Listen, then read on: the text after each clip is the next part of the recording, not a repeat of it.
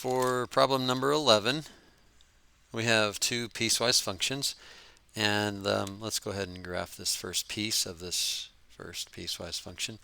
For x less than 2, we have a linear piece, and the linear piece has a slope of -1 and a y-intercept of 3. And what if we plugged in 2 there? We'd get -2 plus 3, and -2 plus 3 is 1.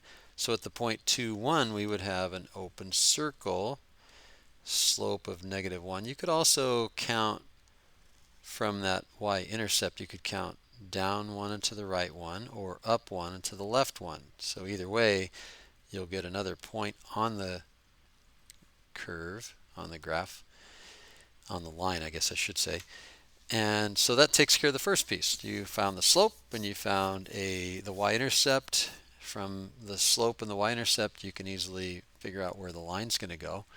But then this other one, if you replace x with 2, think about that. If you replace x with 2, you get 2 times 2, that's 4, minus 3, that's 1. So now when x is 2, the y-coordinate is 1. So we're going to fill in that open circle.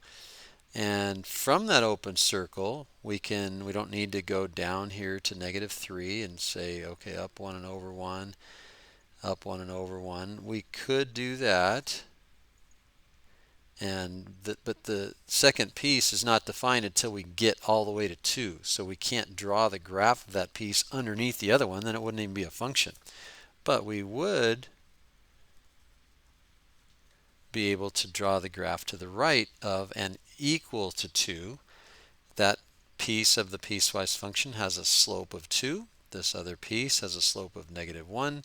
And we've drawn the graph of that piecewise function. Let's try this other one. For this function here, 1 is our connecting value. So nicely that the first piece, we have a y-intercept of 3, slope of 1. So if we go up 1 and over 1, we would put a point there, but it's not also equal.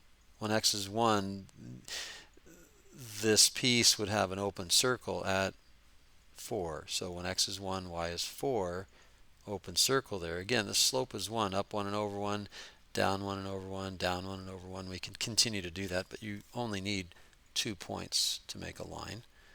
So that's that one. And then y equals -2 as long as x is greater than or equal to 1. So we go over to 1, down to 2, and put a closed circle. And the y-coordinates are always -2 as long as the x values are greater than or equal to 1. And that's it. Nothing fancy.